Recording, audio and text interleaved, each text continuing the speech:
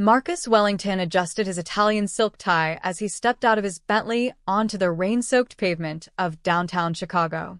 The billionaire tech mogul was already running late for his board meeting, his mind occupied with quarterly projections and merger negotiations.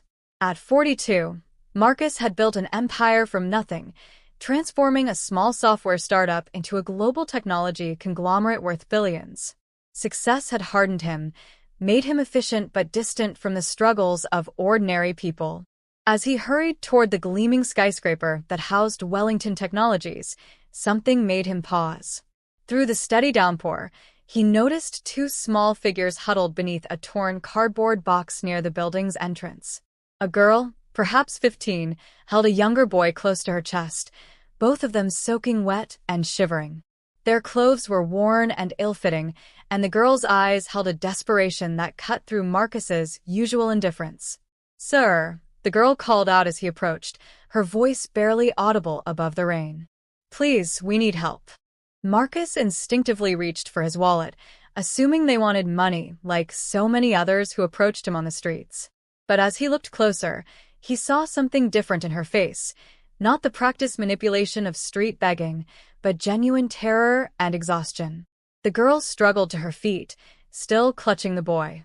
"Our mom died this morning," she said, her voice breaking. "We have nowhere to go." The words hit Marcus like a physical blow. He had heard countless sob stories over the years, learned to distinguish between genuine need and elaborate scams. But there was something raw and authentic about this girl's plea that made him stop in his tracks. Rain continued to pour down, and Marcus found himself studying their faces more carefully. The girl had intelligent eyes despite her circumstances, and the boy, who couldn't have been more than 10, looked up at his sister with complete trust. They weren't asking for money or handouts. They were asking for hope, for someone to acknowledge that their world had just collapsed. "What are your names?" Marcus heard himself asking, though he wasn't sure why. The girl straightened slightly, as if the simple question had given her a moment of dignity. "I'm Zara," she replied, then gestured to the boy. "This is my brother Malik." Something in that moment changed for Marcus Wellington. Perhaps it was the way Zara protected her brother, or the quiet strength she displayed despite her obvious fear. For the first time in years, the billionaire felt his carefully constructed walls beginning to crack, and he realized that this encounter would change everything. Marcus glanced at his expensive watch, knowing his board members were waiting, but something kept his feet planted on that wet sidewalk. "How long have you been out here?" he asked, his usual commanding tone softened by genuine concern. Zara's grip on Malik tightened, as if she was afraid this moment of kindness might evaporate. "Since yesterday," she admitted. "Mom got sick real fast. The doctor said it was her heart, but we couldn't afford the medicine she needed." Her voice cracked as she continued. "The landlord came this morning after we lost her. Said we had to leave immediately because the lease was in Mom's name only." The pain in her words was unmistakable, and Marcus felt an unfamiliar tightness in his chest. Malik finally spoke, his small voice barely audible. "Zara used all our food money for Mom's funeral. We didn't want her to not have a proper goodbye." The boy's maturity struck Marcus profoundly.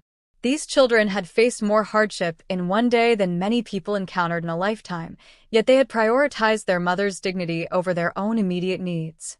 "Do you have any other family?" Marcus asked, already knowing the answer from the desperation in Zara's eyes. She shook her head slowly. "Mom always said it was just us three against the world. Dad left when Malik was a baby, and Grandma passed 2 years ago." The isolation these children faced was absolute, and Marcus began to understand the magnitude of their situation. As if reading his thoughts, Zara continued, "I've been trying to figure out what to do. I'm smart, I get good grades when I can go to school. I want to take care of Malik, but nobody will rent to a 15-year-old, and if social services finds us."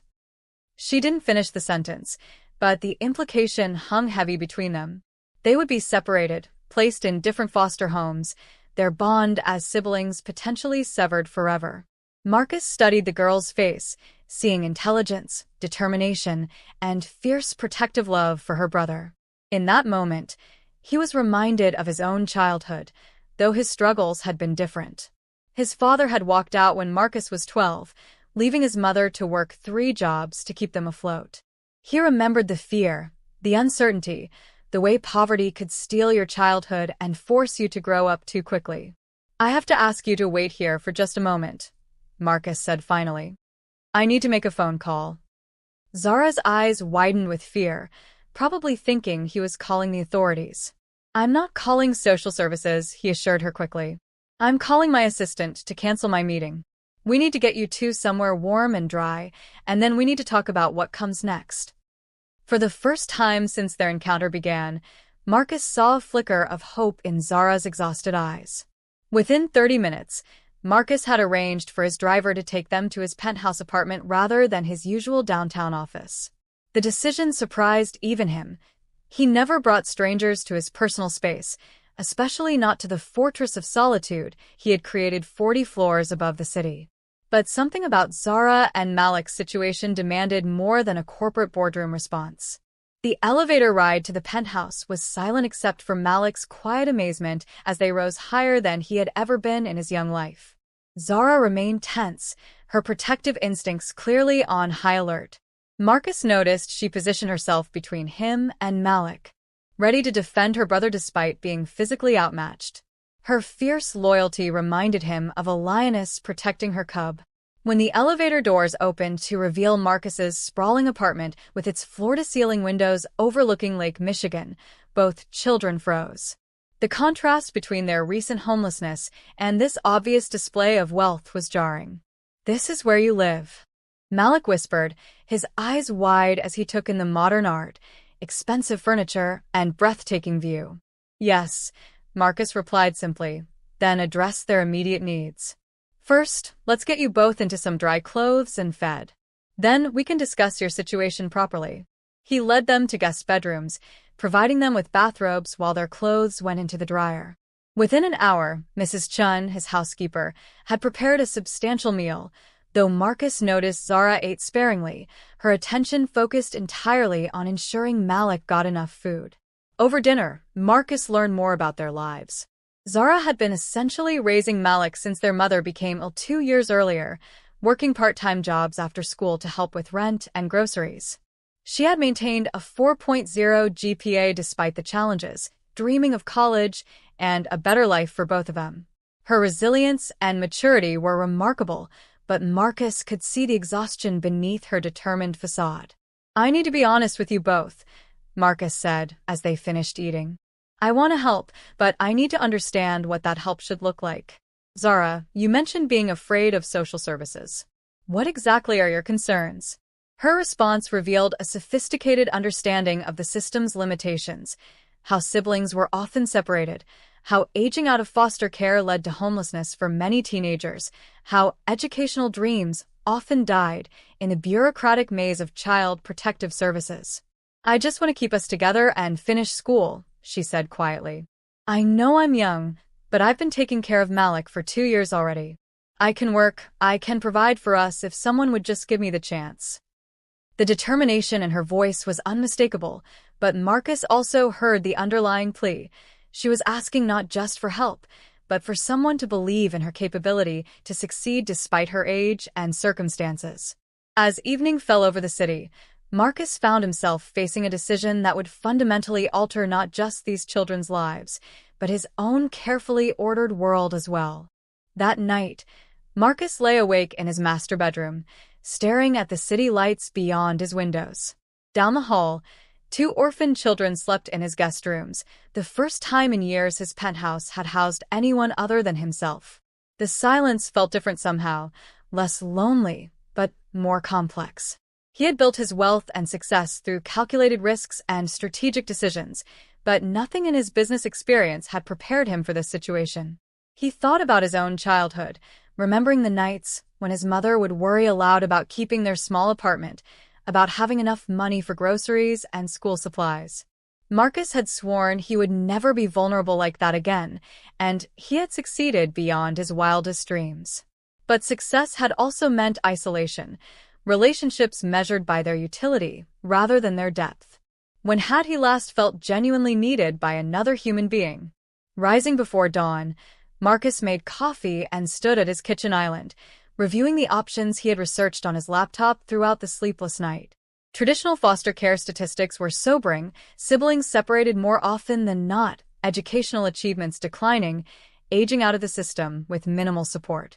Private boarding schools were possible but would separate Zara and Malik, destroying the very bond that had kept them strong through their mother's illness and death. "Mr. Wellington?"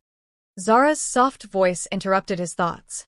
She stood in the kitchen doorway, wearing one of his old Columbia University t-shirts that hung like a dress on her small frame. Her hair was neat despite having no proper supplies, and her eyes were alert despite the emotional trauma of the past few days. "I couldn't sleep. I wanted to thank you for last night, and to ask, what happens now?" The directness of her question impressed him. No manipulation, no attempt to make him feel guilty or obligated, just an honest inquiry about their future. "I've been thinking about that," Marcus replied, gesturing for her to sit at the breakfast bar. "Tell me about your dreams, Zara.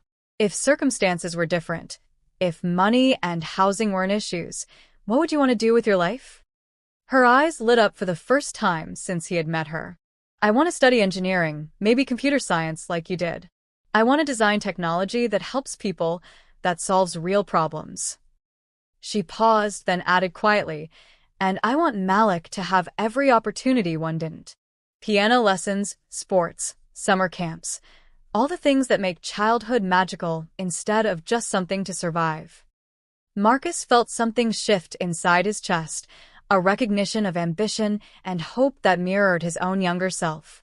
But where he had climbed out of poverty alone, driven by anger and determination, Zara carried the additional weight of responsibility for another person. Her strength was different from his, more generous, more connected to something beyond herself. "What if I told you there might be a way to make that possible?" he asked carefully. "What if there was an option that would keep you and Malik together, allow you to focus on your education, and provide the stability you both need?" Zara's breath caught, hope and disbelief warring in her expression. Marcus realized he was about to propose something that would change all their lives irrevocably, but for the first time in years, a major decision felt absolutely right. Marcus poured himself a second cup of coffee, his hands steadier than he had expected given the magnitude of what he was about to propose. Zara waited patiently, her intelligent eyes studying his face, as if trying to read his intentions before he spoke them aloud. The morning sun streamed through the penthouse windows, casting long shadows across the marble countertops, and Marcus realized this moment would be remembered as the one that divided his life into before and after. "I want to offer you and Malik a home," he said simply.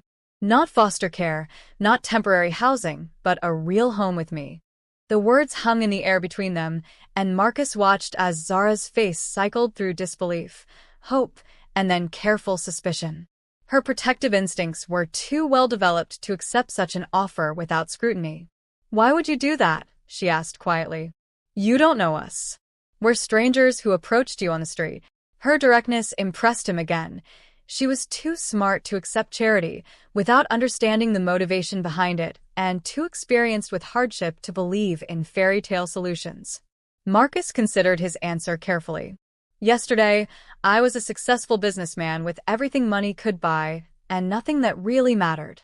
I had achieved every goal I set for myself, but I had also isolated myself from the kind of connections that make life meaningful." He paused, meeting her gaze directly. "You and Malik remind me of something I had forgotten. That real strength comes from caring about something beyond yourself." He continued, his voice growing more confident as he articulated thoughts he had been processing all night.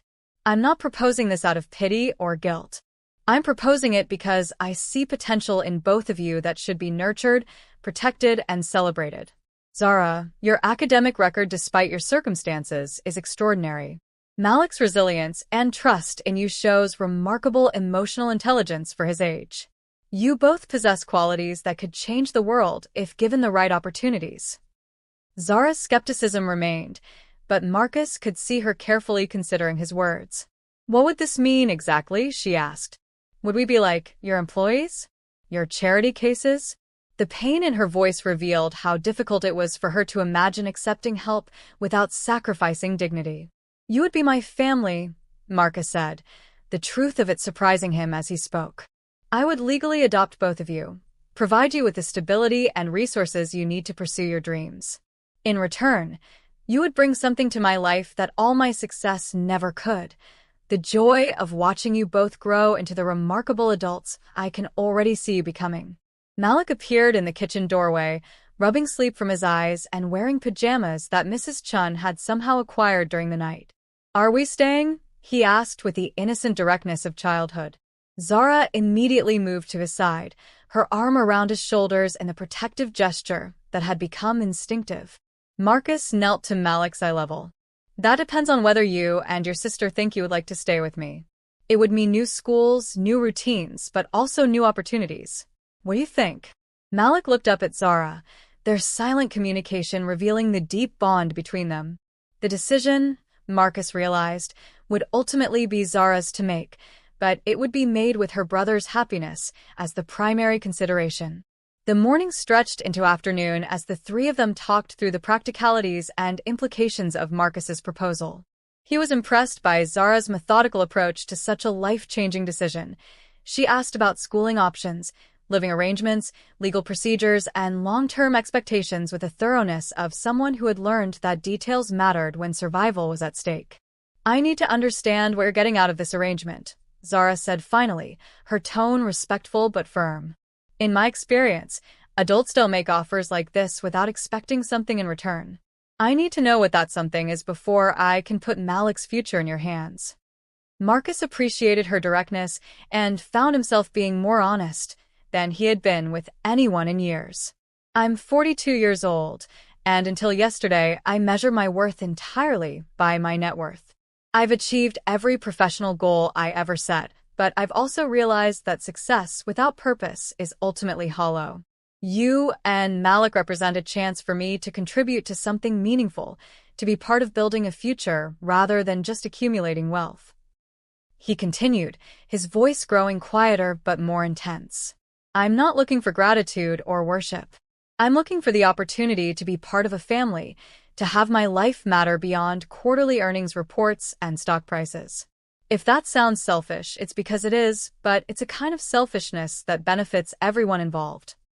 Zara studied his face for a long moment, then asked the question he had been dreading. "What happens if it doesn't work out? What happens if you decide we're more trouble than we're worth? Or if we can't adjust to your world? Foster kids get returned all the time when the reality doesn't match the fantasy." The vulnerability in her question cut straight to Marcus's heart. This girl had already lost so much that she was terrified to hope for more, afraid that opening herself to the possibility of security might only lead to another devastating loss.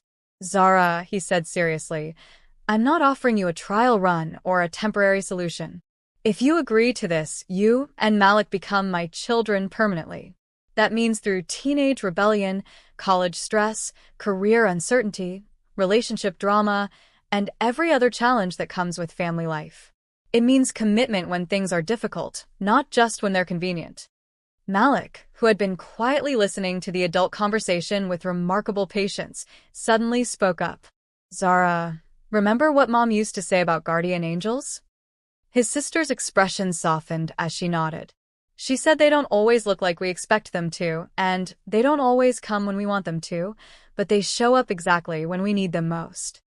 The wisdom in the 10-year-old's words seemed to settle something in Zara's mind. She took a deep breath, her decision crystallizing in her eyes.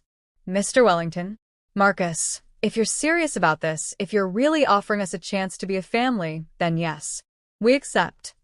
The simple words carried the weight of absolute trust, and Marcus felt a responsibility unlike anything he had ever experienced in the business world. As they sealed their agreement with handshakes that felt more binding than any contract Marcus had ever signed, he realized that he was no longer just a billionaire who had encountered 2 homeless children.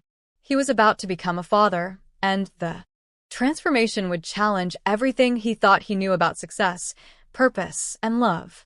The first month of their new life together was a whirlwind of legal proceedings, school enrollments, and countless adjustments for all 3 of them.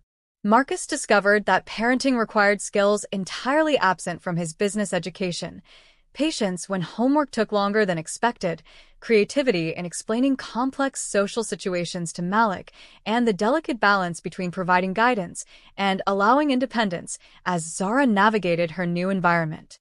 The legal adoption process proved complex but manageable with the right attorneys. Marcus's wealth and reputation expedited procedures that might have taken months for others, but he was careful to ensure that both children understood every step of the process. Zara, in particular, read through every document, her natural caution demanding transparency in all legal arrangements. Selecting schools required extensive research and visits.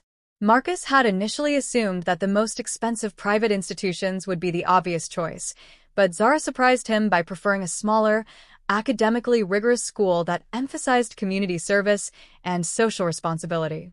"I don't want to forget where I came from," she explained. "I want to go somewhere that will help me figure out how to use my opportunities to help other kids like us." Her perspective continually challenged Marcus's assumptions about privilege and responsibility. Through her eyes, he began to see his wealth not just as personal achievement, but as a tool for broader impact. Zara's influence led him to research educational nonprofits and scholarship programs, sparking ideas for initiatives he had never previously considered. Malik adapted to their new circumstances with the resilience of childhood, though he still had moments of confusion and grief. His nightmares about their mother gradually became less frequent, replaced by excitement about piano lessons and his new school's robotics club. Marcus found unexpected joy in attending Malik's school performances and helping with homework, activities that had seemed impossibly foreign to his previous lifestyle. The transformation wasn't without challenges. Zara struggled with accepting help, her independence hard-won through years of necessity. She insisted on contributing to household tasks and initially resisted Marcus's attempts to provide spending money, uncomfortable with anything that felt like charity. "I need to know I can take care of myself," she explained during one of their evening conversations. "What if something happens to you? What if this all disappears?"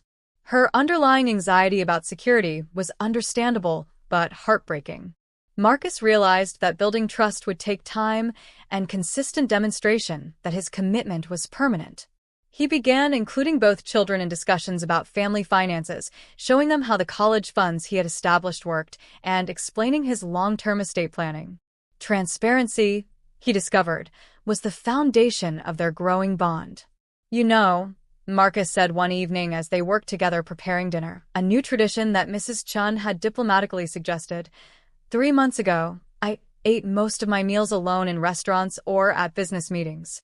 I never realized how much I was missing." Zara smiled as she chopped vegetables, her movements confident in the kitchen that was now truly theirs.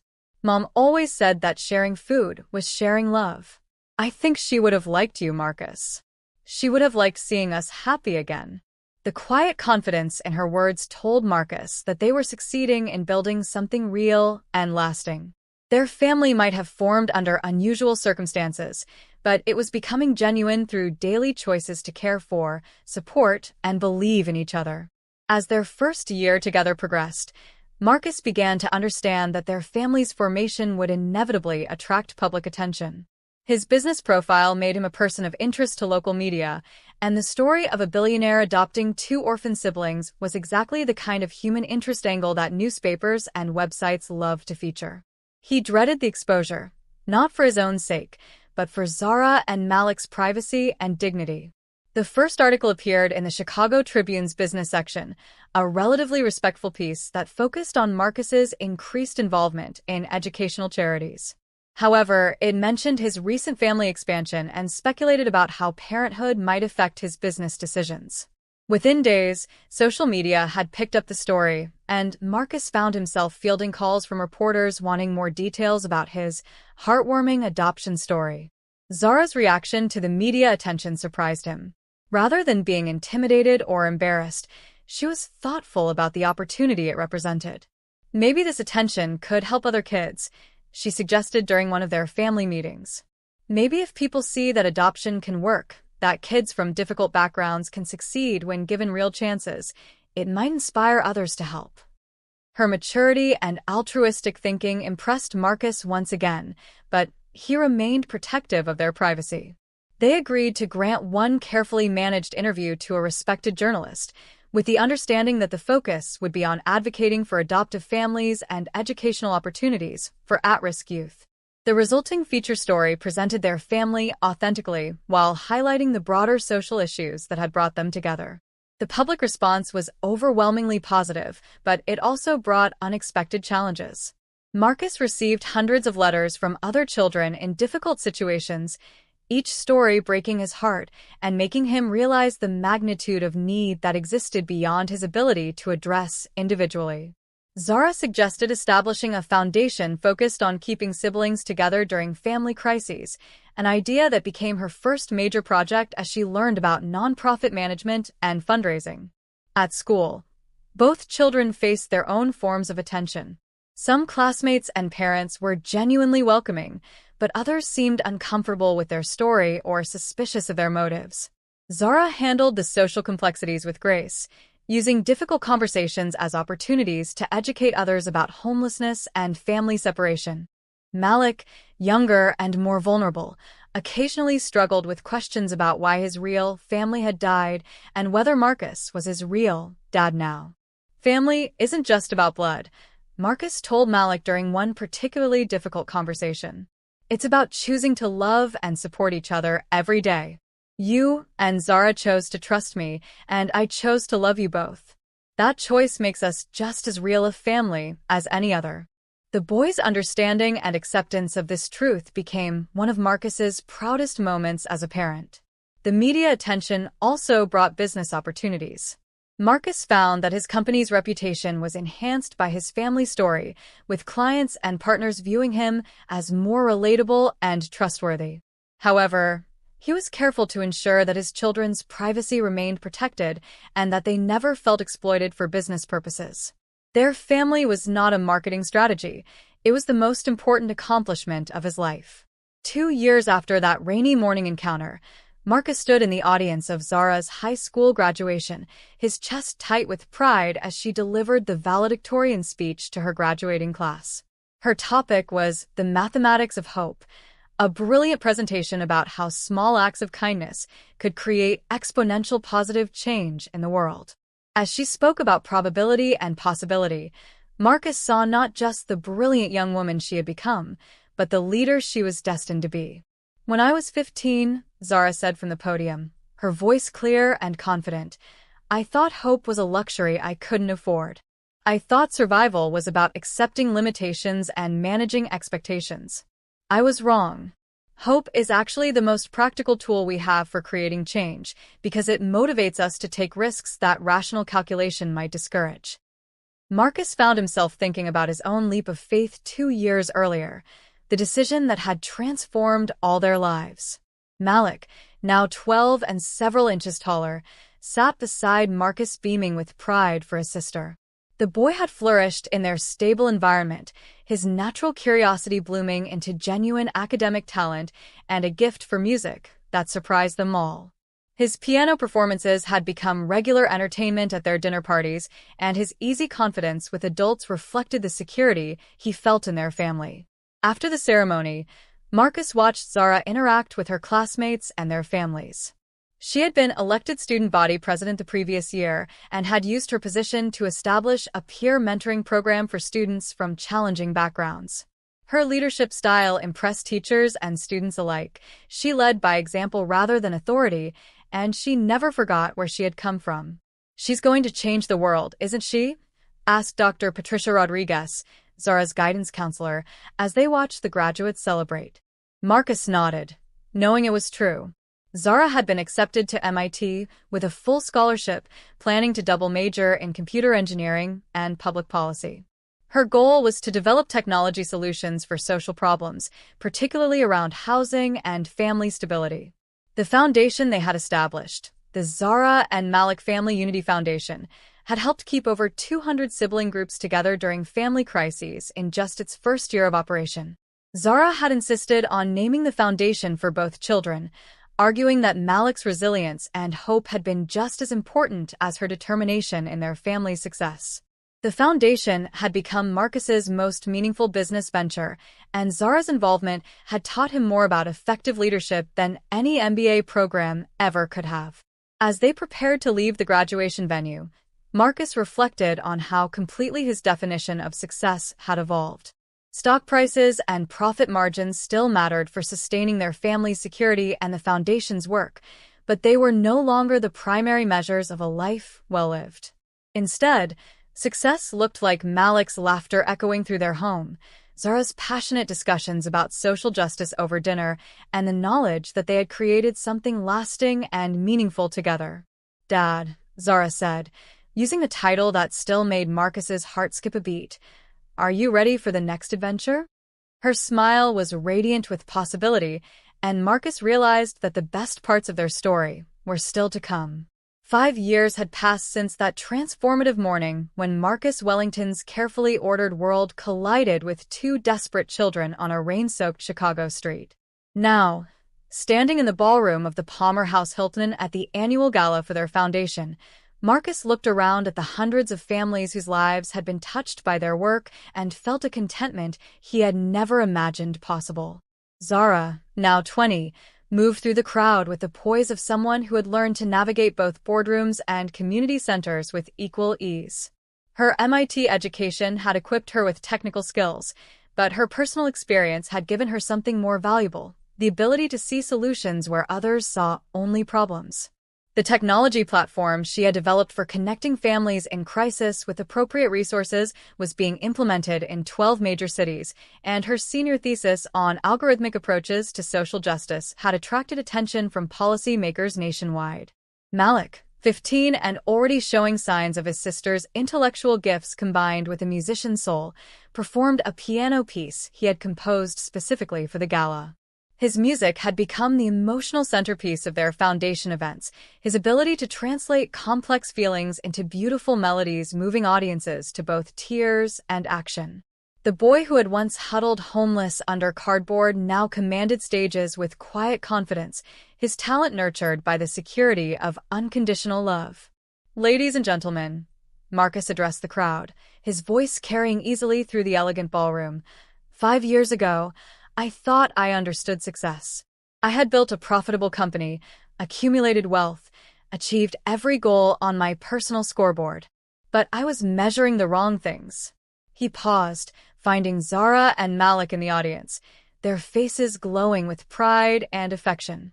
"True success," he continued, "isn't found in what we accumulate, but in what we create. It's not measured by what we achieve for ourselves, but by what we make possible for others." The Zara and Malik Family Unity Foundation has helped keep over 1,500 sibling groups together during family crises. We've provided scholarships, emergency housing, legal support, and hope to thousands of families. But our greatest achievement isn't reflected in any of those statistics. Marcus's voice grew softer but more intense. "Our greatest achievement is proving that families can be formed by choice just as powerfully as by blood, that love is something we do rather than something we feel, and that every child deserves the chance to reach their full potential regardless of their circumstances."